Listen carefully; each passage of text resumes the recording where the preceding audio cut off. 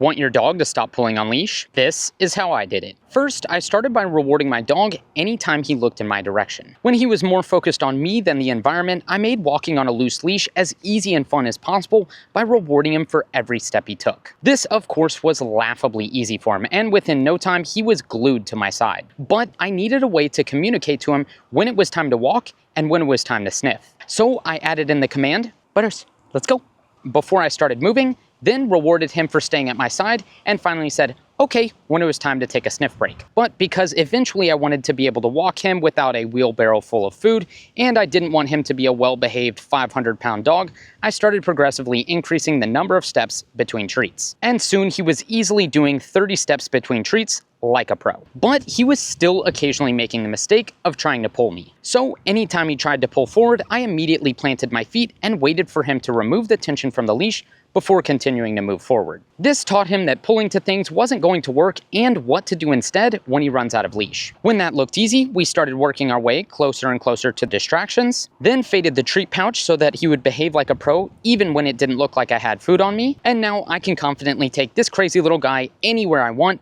and know that he is always going to be on his best behavior.